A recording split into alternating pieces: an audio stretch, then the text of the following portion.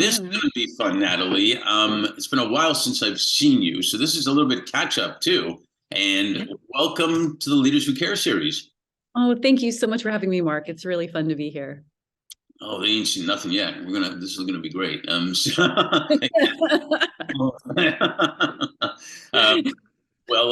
there's so much going on. And by the way, I love the wall behind you. Oh, yeah. We'll get into that a little bit too, I'm Yeah. sure. But can you start by introducing yourself? We'll get into the business stuff in a minute, but where you're from originally, family, where you are now. If you want to tell everybody your favorite color, that's cool too. Uh, Favorite color? You can tell from my wall. there's Yeah. something I never told anybody that you want to reveal to the world now. You can do that too, but let us know Okay. who Natalie is. All right. So, gosh, so grew up East Coast. I say East Coast because we moved around a fair amount. But I was in Colorado for 25 years. So it's amazing to be back on the East Coast. We're now based in Boston. And yeah, so mom was single mom with 5 kids under 5 when she left my dad in an era where you just don't do that. So you need like your dad to co-sign an apartment for you. So she's quite heroic and brave. And yeah, so, but we moved around a considerable amount because she worked on programs in community colleges. And when the grants would dry up, she would have to find a new job and relationships as well. So I say East Coast because we moved around a fair amount, but really centered mostly in Pennsylvania, Philly suburbs area and DC as well. So now when I go home, it's more Philly area. And it's wonderful because my daughter is now going to Bryn Mawr College. So she's 17 minutes from my mom, and I went to Bryn Mawr Elementary. So it's wild that this Colorado kid ended up so in the middle of my family and 3 of my siblings and more. So yeah, really exciting. And I love the East Coast. I love being in Boston. I've never lived here, and it's like it's my soulmate in a city. I'm besotted with it. And I live part-time in Paris as well. Oh, bien sure. Okay, we'll talk about that in a little bit. Leave tomorrow. Yeah. I I grew up in Montreal and I go to Boston a lot for hockey, and we're Okay. prime rivals in hockey for sure. And but it's a great college town also. To you and me, I don't miss winters, so you can have them, and I'll visit them. Love all the seasons, all the seasons. So and I tend to be more in Paris in the winter, I'll say. No bad choices. Both are no bad choices. Yeah, they're very good choices. So, what were you like then as a kid or a teenager? Were you a big reader, or were you writing stories? Were you drawing or painting? Did you Yeah. organize Ooh. kids on projects? What did you do? Yeah, good question. Was painting absolutely with 5 kids all clustered together, like it's really hard to stand out. So what really set me apart was my love, my passion for art. And I'm really fortunate because I got to incorporate that into my career later in life. Although even my mom says that my first day of first grade was the happiest day of my life up to that point, because I got a library card. Ah, And at our library, you could check out paintings or painting reproductions. So I wasn't checking out books, I was checking out artwork. So we had this rotating art collection in our apartment, which is funny because I ended up becoming a curator later in life. But art was definitely very, very central to my life. But also, this is an era, I'm 57. So this is the era where kids were feral, latchkey kids, and mom had, 2 jobs, going to college full time, that whole thing. So um, we watched a film strip in 3rd grade about starving children in Africa. I'm sure it was social studies or something along those lines. And I was so devastated that I started doing fundraising fairs for starving children in Africa when I was 8 years old. And my mom did the first time I did, my mom had no idea. I'd go to stores and like get free prizes and sodas and all of those things. So I did at least 2. I know I did multiple. And then I would send the money to an NGO, which I'm like, we grew up like on government assistance and food stamps and things like that. I'm sure if it was like $3, it was like a treasure. And I'm sure I didn't just put it in an envelope, like not even a check. I have no idea. But anyway, it's funny to think like the 2 passions of mine when I was a kid ended up showing up later in life as being a curator and pushing paint around. I've worked with so many extraordinary, incredible artists who are like the Met, Smithsonian, and more. So after a while, I just became more of a supporter because I do not have the talent. I push paint around, but I may as well just support the community in this way instead, which was much better. But yeah, so it was cool to see how that showed up. And one of my favorite questions at like dinner parties, if we're in the impact sector or if I'm moderating a panel, is asking like what age 10 and under showed up in who you were that would point to the work you're doing today. And I love to hear these stories. So those are the two things. I mean, I don't give my own example, so it's fun to give it here, but just to let the speakers know, like, here are a couple of examples. And it's so fun to hear the incredible stories of childhood that would absolutely point to their hearts, to their entrepreneurship, to whatever it is that feeds into what they're doing today. So those are two key things. As a teenager, I was just a wild child. We can leave it there. Oh, no, no, no. I had older sisters who absolutely corrupted me. So Oh, your fault. yeah, my mom, apparently I'm still grounded. Oh, congratulations. This is Pretty much for life. book of records for being grounded. I like that. So your family, how many now in your family? So five of us total, Okay. the kids, and my mom has 11 grandkids. Mm. And she's amazing. She's amazing. At age 67, she got her yoga certification. So come from a long line of women who reinvent themselves. So Black Fox Philanthropy is actually my third career. Well, we'll get to that. Let's talk about your journey where it really started. Apparently, it really started with taking paintings out of the library, which I didn't know. And I think that is so coolly unique, if that's a real word. Yeah. That I don't know if I've ever heard of any kid doing that, to tell you the truth. So way to go. I like differentiation. That's really cool. And it must have been for a reason that happened to impact you. Yeah, I would think at that point. But start with your journey in school. You studied liberal arts and social entrepreneurship, which I also probably many people wouldn't necessarily do for whatever reason, because we're told to do this or this or that.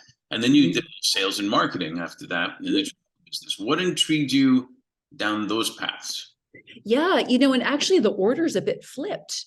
Because of my unusual upbringing, I actually didn't have the opportunity to go to college right away. And so I started in corporate travel management just as a very low-level salesperson. And I would go door to door in Washington, D.C. to law firms. And the beautiful thing about sales, and it was interesting because across the hall was a law firm, and they had offered me a job as a paralegal, making a lot more money. And so anyway, the travel management company offered me a higher level position. And the advice I got was, you could always be a paralegal, but if you're good at sales, like, sky's the limit, and it's a meritocracy. So, and it was incredible because it was also the free travel benefits, like could hop to Paris for the weekend or so things like that. But it was incredible because by the time I was in my mid 30s, I was VP of sales and marketing for the largest woman-owned company in Colorado, which was a travel management company, and had, folks with like MBA on my staff and more. But again, I'm so outcome oriented and so, achievement driven, and also was very keen on, when you grow up as a have not, that desire to be a have becomes more and more fine-tuned. And sales, you write your own paycheck. And so, which is interesting because it dovetails with fundraising. I mean, fundraising is the most sacred form of sales, truly. So honed that craft over a 17-year corporate career. But I was so starved in my late 20s around just literature and art. I had missed so much of my own growth and evolution by needing to go to work straight away and more. And so I was so blessed to get to study liberal arts and literature, visual art, and more. I felt unbelievably nourished. And it was just like the sun had come out on my heart, my mind, and I'm absolutely a lifelong learner. Yeah, that's they say something about belonging. They say the thing that fills people's hearts and souls more than anything is belonging. And Yeah. it sounds like you found where you needed to belong. From Yeah, absolutely. Well, I mean, the academic pursuits were more nourishing, not so much community. My community was really in my volunteerism. When I moved to Denver, I was, had this corporate career, but I love the visual arts so much. So I would work at like the top art gallery in Denver, uh, once or twice a week. Like I just just really got clear on what is the art gallery where I want to work, and just pretty much said I'm going to work here. They're like, we're not hiring. I'm like, no, you are. I'm going to work here. And finally wore her down and started working a couple days a week, which was amazing because I wanted to meet people with my same interests, thinking it would be like people who care about art and collectors and more. What blew my mind was working with the artists. And again, these artists are like, world class, some pretty known names and more. And that was my community. So the corporate world wasn't my community so much as the art world. That's what really exploded. And yeah, so and lots and lots rippled out from that just really changed the trajectory of my life in such meaningful and rich ways. Well, and I'm sure others too. Fifth Element was founded on the premise that leaders in the businesses can do way better when they're doing good. And I Mhm. think whether you knew it or not, you kind of knew that anyway as an early leader in the thinking when you founded Salon d'Art, which Mhm. where you basically brought, Paris 19th century to Denver, Colorado. I guess maybe Nebraska would have been a farther thing, but then Denver, Colorado. Tell us about that amazing combo of world-class fine art with a Mhm. nonprofit and how that benefited so many. Yeah, no, it's a great question. It was amazing to combine two loves, mobilizing resources to things I care about and visual arts and this beautiful art community. And so, the vision was really around how do we spotlight Denver as a cultural destination? The arts in Denver is really, it's quite vibrant. And I remember John Hickenlooper was still a brew pub guy when I started. And he was running for mayor with his leitmotif was, Richard Florida's The Rise of the Creative Class. How do we attract the creative class to Denver, Colorado? Because the creative class is here, then headquarters will move here. And then it all ripples out so much from there. And so the attention and focus upon the arts was so keen and effective, really, really effective. And so the arts really exploded in Denver from when I first moved there in 1996 to by the time I founded Salon in 2002. It was already just so incredibly vibrant and rich and amazing. And actually, John, he spoke, I think, at one of the very first salons, and he was mayor elect. And he showed up and to make remarks and all in flip-flops. So at the dinner, we all passed around a champagne bucket to collect money for the mayor so he could buy some shoes. $99 to buy the mayor some shoes. Yeah. Anyway, and of course he became governor and all that. So, but Was that anyway. was that a legal donation to a political guy? Uh, we, well, we got a gift certificate to Larry's shoes. We didn't just hand him the cash. We needed him to buy some shoes. Anyway, That's but hilarious. yeah, and it was amazing as well because the programming was around working with the school system, working with senior centers and more. So during the 3 or 4 week exhibition, it had its own mission serving the community, but at the very end would be a gala where all the finery and all the things, and then that's when the work would be sold to go into private collections, and the funds generated from that would of course go to artists. Because I was so art focused, it was a very artist friendly exhibition. A lot of these national exhibitions are it was the DNA was different. So the artists of course compensated appropriately. But then the funds raised would then go to lift up other arts organizations. I was on the board of Colorado Ballet. And then we evolved to working with the Denver Art Museum, where it raised funds for acquisition funds. And so to bring in more incredible work into the collection. Yeah. So yeah, but it actually started before then. I've always volunteered. When I first moved to Denver, I became a big sister, and my brother had a big brother his whole life. I just waited till I was finally moving someplace where I could land and become a big. And so what ended up happening is you have to, within the program, do something volunteer with your little once a month.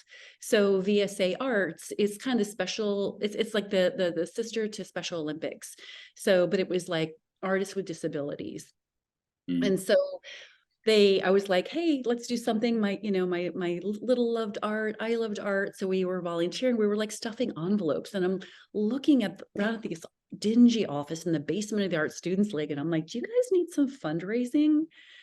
And the executive director about fell out of her chair. And I was like, I think I could do some, I'm not stuffing envelopes. This is ridiculous. So even for Salon, and then the rebrand to Salon de Musée as it became combined with the Denver Art Museum, I had the base of just as a volunteer doing just regional exhibitions, raising funds.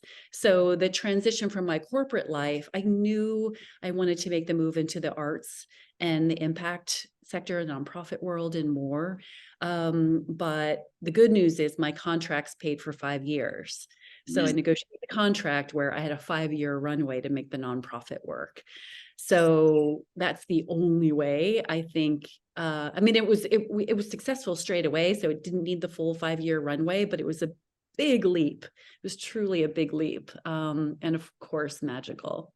Of course, magical. And you're right. The 5-year runway can be pro and con. It can make someone think, well, they got all the time in the world. I'll just go into it slowly, or you can do it the right way and really hit it. And for 5 years, which sounds like you did. And it's so incredible the impact all types of arts make on people and how we feel and then how we act and everything. I think it's still underestimated, and when it's always usually cut as programs, when things aren't going good. So, and I love the fact, vous parlez français maintenant ou non? Oh, I'm not in like the pattern of being there yet. No, it's pretty darn tragic still, actually. I'm thinking about doing immersion because Paris, everyone flips to English. And even though I have a number of Parisian friends, it's just torture for them. Yeah, I know. Well, I'm from. They're very patient. They're very patient. I'm actually not that bad. I'm a false beginner. I'm not that bad. Well, I've lost some of my vocabulary but I speak the Quebecois French, which they don't like either, by the way. Yeah. So it's like apparently they like the American accent on the French language. So I like the French accent. I hear. I like the French accent on the English language myself too. Lovely, it's so beautiful. Yeah. So well, if you need a translator or someone to help you with the French when you go to Paris, I know somebody. I know a guy actually. Okay. So I wanted to ask you also about, we were launched at the UN headquarters 5 years ago for Filament on International Women's Day. We do a lot with women and supporting and diversity and everything. In fact, we're so proud that we were retained and we placed the CEO of the National Women's History Museum recently, and it was fantastic. Oh, yeah. Keep joking with them saying, can we not tell anybody we finished the search so I can keep talking to more amazing women that are doing stuff? But with respect to that and diversity, describe a little bit your journey as a woman in business and your, raising a family. How did you navigate? How did you thrive in the industry and keep the passion going when it's really tough and then start to create change? And there's multiple questions for women and other women and girls.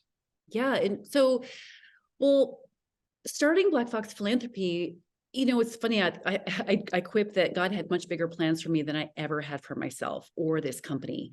I was a bit of a frustrated funder and wanted my next chapter to be very spiritually informed, and my zone of genius is fundraising.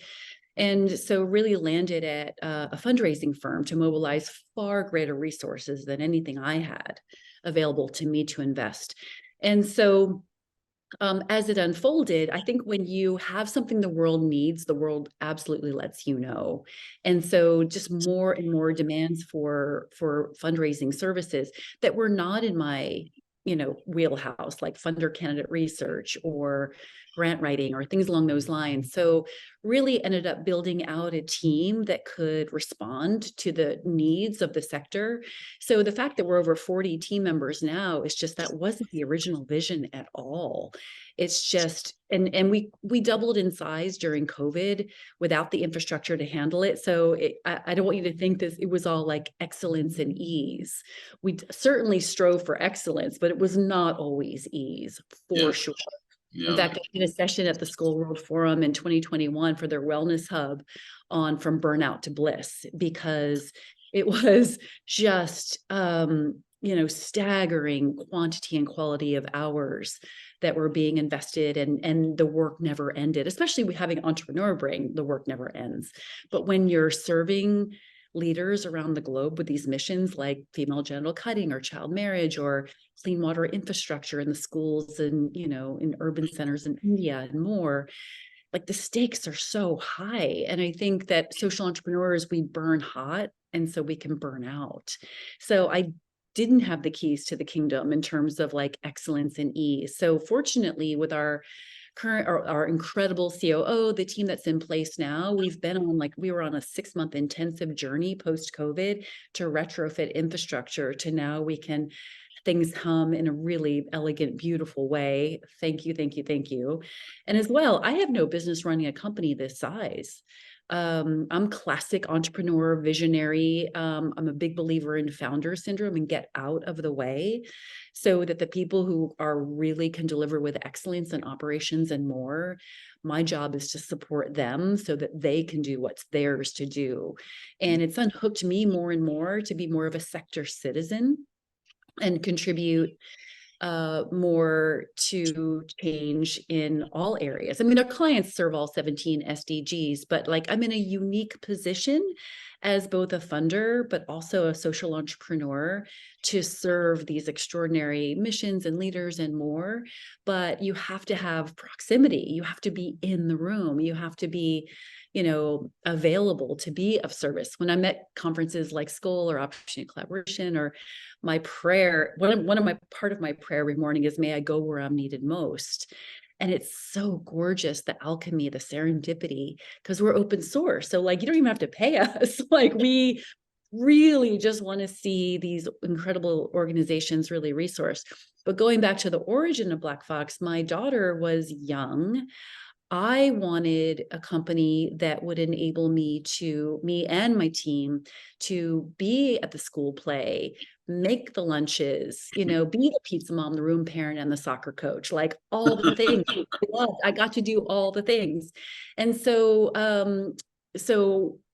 what I found was there were a lot of women like me, like former Bain, former McKinsey, or, former corporate executive, or who had so much to offer and fierce and experts and more, but they didn't want to work 50, 60, 70 hours a week anymore. They had families, like priorities are shifting and more. And so it really created a space for being very women friendly, very family friendly. And that was such a huge part of our DNA.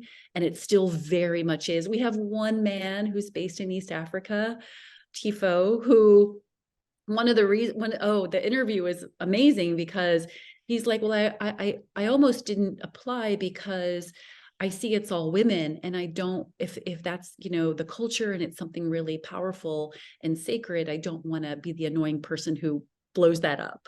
And I'm paraphrasing horribly, but anyway, it was just like, it so showed his heart and his, absolutely. he had so many like giver like tells in the interviews. Boy, there's like definitely a gauntlet, but by the time to me, it's about culture fit and more. But anyway, it was really, but very women friendly, very flexible. And actually we were already Zoom based when COVID hit. So that's why we were able to be like rapid action response, which was phenomenal. But yeah, and which was that DNA also made getting a B Corp just a really easy lift. It was just a matter of documenting who we already were. So that wasn't so much of a stretch for us. Yeah, that's a great point, because becoming a B Corp is not necessarily easy, but it's easier Mm, if you're getting in shape before you take before you play the sport. You were yep. getting in shape as an Yeah. organization to be able to just then have to document the B Yep. Corp. Yeah, absolutely. And it was cool too, because it made us be really explicit about some things that we were just doing organically. And there's a lot of feminine leadership that was part of the original DNA. And my core belief is the future hinges upon a more just and gender balanced and inclusive world. So I thought, oh, this is the future of work, feminine leadership. Absolutely not. Absolute fail. You need balance of masculine and feminine. You need like infrastructure and boundary and all of these things. A So crazy concept. What are you talking about? That's ridiculous. Why would you need balance? But it's funny how sometimes we go, the pendulum's like this, and then we have to go all the way over here before it gets like the proper balance, like you said. yeah, And it's actually not even rocket science, and that it's taken us that long to figure this out, that it has to be balanced, and everybody has something to contribute. Um, absolutely. and stuff. Well, partnerships play a big part in everything, and that's one of the SDGs, actually, 17. And talk to us a little bit about partnerships, relationships that you've been involved in, and why you see them as so important, for yourself, for your organization, and whatnot. For example, like, World Pulse with Mm.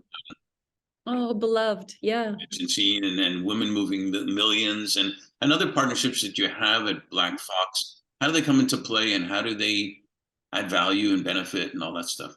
Yeah. Well, interestingly, I was working originally for large institutions in Colorado. And when we first started, and so like Women's Foundation of Colorado, Denver Art Museum, others. And a friend encouraged me to go to Opportunity Collaboration. And I was like, poverty alleviation, like my personal focus is SDG 5. I'm working She's like, just go. Poverty is basically underneath, most of the world's ills, if not all. Therefore, just go. So I was like, great, I'll just work on the beach. It's fine. Holy smokes, it blew me away. These incredible leaders from all over the world, funders as well, who were so in it for all the right reasons. Extraordinary, and just the ethos of OC as well. So when I think about partnerships, I mean, going to OC, we changed on a dime to global, because the friend also said, go with an offering. It's an unconference. So I was like, great, I'll do a session on developing and unleashing a fundraising board. And it was just packed, and people on the edge of their seats. That made me realize how much pain people were in around fundraising. And we had something, especially being open source, that was really meaningful and valuable. And it was funny because the week prior, I was having breakfast with a billionaire, and name on a building and all the things. And I was like, oh, aren't I a mover and shaker? And the next week, I'm in like opportunity collaboration among giants. I mean, giants in terms of who they are and how they show up in the work, and all of it. I'm not saying like necessarily bold-faced names, but those two. And I was like, oh, I'm such a jackass. Like, that's not the community I want to serve. Like, this is 100%. So we pivoted straight away. And so Opportunity Collaboration was really that first, I would say, partner, because Topher, and Jorian and Jess, they're so like intentional about everything they do. And now we have a partnership with OC where we fund Black Fox Fellows. So we're really endeavoring to change the face of philanthropy. So since 2018 or 19, we fund women of color on the funder side of the table. We underwrite everything for them to go to OC, be in community, change the face of philanthropy. They're part of, and it's different levels of, where they are in their journey, but, could be mid-career, but they're on that rise, or like the CEO of Ms. Foundation or CEO of Global Fund for Women. So it's a big range after all these years. I think there's like 12 fellows at this point. Awesome. And yeah, so it's an incredible, so OC is a great partnership. School Soul Foundations, and another incredible partnership, incredible alliance. We serve so many of their awardees. Women Moving Millions, that's me as a human, that's me as a woman philanthropist, and again, my personal focus. But I would say being in that community really helps me hone more how I think about investing. And, there's time, treasure, talent, testimonial. World Pulse is an example, like being on, the advisory board a number of years ago, and still being in conversation with Yancina from time to time on strategic things and how can we serve. And so what other alliances? Need Global, network of engaged international donors, incredible partners of ours. And what I love about that community is funders who are funding internationally, all on these incredible learning journeys. I was on the Racial Justice Giving Circle a couple years ago, and just to be in learning, again, as I said, lifelong learner, to be on these journeys with these incredible other people who care deeply about the world, but also aren't like writing checks and getting pedicures. So they're like sleeves up, boots in the ground, Liberia, like Women Moving Millions. They're no joke women. I mean, the ones who show up for the summit, who are in it, it's such a powerful powerhouse community of women really getting. Well, there's something to be said for, digging in the ground rather than just writing a check and feeling it. And even some that just write checks, when they get out there, hopefully, they can be touched too, to make that impact. And I guess it goes full. Well, actually, first of all, what we say in LA is we got to leave them wanting more, so we can do a sequel. So we'll have to do a sequel because there's a lot more I think to talk about. But it just brings me back full circle to when you said you took it from the library, different art pieces, different things from the library as a kid, and funny how those things happen. Like you start thinking, was that what was supposed to happen? Was that already there? Obviously, we make decisions in our lives; it's not controlled. But it's always funny to look back and the thread and everything. And with that said, and with all that's happened with COVID and everything after that and all this stuff, what are you most grateful for, and what are you most hopeful for? Oh, good questions. Grateful. I was just with my goddaughter who's 3 years old, and so grateful for her, and that she has such a incredible family, incredible, I call them my soul family. So that is the number one thing that comes actually when I do my gratitude meditation in the morning. I always call her in. So that's just super top of mind. Also grateful for my daughter, being able to pursue literature and art history, and, just having a good start in life. She and I created a children's book together, a philanthropy book for kids, which is like, she's just so kind. So it was actually based upon her. So it's just really cool to see her just. Isn't it interesting logic, I guess, makes you think that you'll be more excited about your accomplishments than anybody else's, but your kids' accomplishments way surpass that.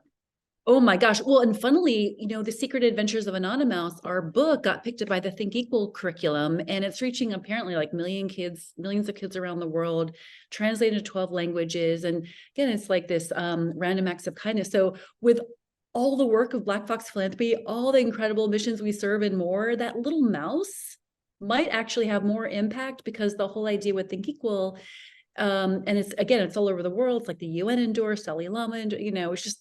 I know, it's incredible.